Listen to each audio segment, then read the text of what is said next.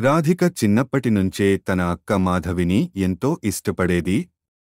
ఇద్దరిలో 3 సంవత్సరాల తేడా ఉన్నా మాధవి రాధికకు మిత్రుస్నేహితురాలిలా ఉండేది. ఇంట్లో చిన్న విషయాల నుండి పాఠశాల హోం వర్క్ వరకు అన్నీ మాధవే చూసేది. కాలం కదిలింది. రాధిక ఇంటర్మీడియేట్ పూర్తి చేసి ఇంజనీరింగ్ సీటు దక్కించుకుంది.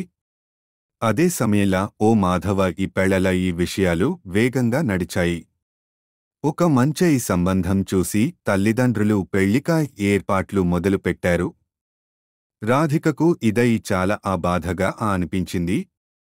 అక్కలేనిదే ఈ ఇల్లు వెలితిగా అనిపిస్తుంది అని అనుకునేది. కాని బయటికి ఏమీ చెప్పలేదు. మాధవి పెళ్లిరోజు దగ్గర పడుతోంది. ఆ రోజు రాధిక అక్కతో మాట్లాడాలని అనుకుంది. అక్కా, నీవు వెళ్ళిపోతే నేను ఒంటరిగా ఎలా ఉండగలను అని కన్నీళ్లతో అడిగింది. మాధవి మెల్లగా నవ్వి, నీవు ఇప్పుడు చిన్నపాప కాదు రాధిక, ఇప్పుడు నీపై బాధ్యత ఉంది. నాకు కూడా నీవు చాలా మిస్ అవుతావు. కాని మన బంధం ఈ దూరంతో తేలిపోదు. మన ప్రేమ ఎప్పటికీ ఉంటుంది అంటూ ఆప్యాయంగా కౌగిలించుకుంది. పెళ్లి తర్వాత కొన్ని నెలలు గడిచాయి. రాధిక మొదట ఒంటరితనంతో ఇబ్బంది పడింది. కాని మాధవి ప్రతిరోజు ఫోన్ చేసి మాట్లాడేది.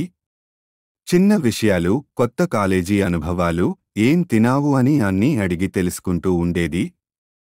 ఆ ప్రేమలో రాధిక మళ్లీ కొత్త ఉత్సాహంతో ముందుకు సాగింది.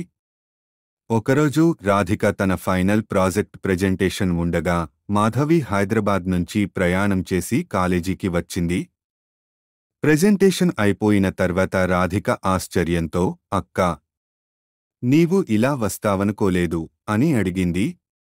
మాధవి నవ్వుతూ, నీ విజయాన్ని ప్రత్యక్షంగా చూడకపోతే సోదరిగా నా బాధ్యత నెరవేరదు కదా అన్నది. ఆ రోజు రాధిక అర్థం చేసుకుంది. అక్క అంటే తల్లిలాంటి ప్రేమ, స్నేహితురాలిలాంటి సహాయం, మార్గదర్శిని లాంటి ప్రేరణ. మాధవి ఉన్నంతకాలం రాధికకు ఎప్పటికీ ఒంటరితనమే ఉండదు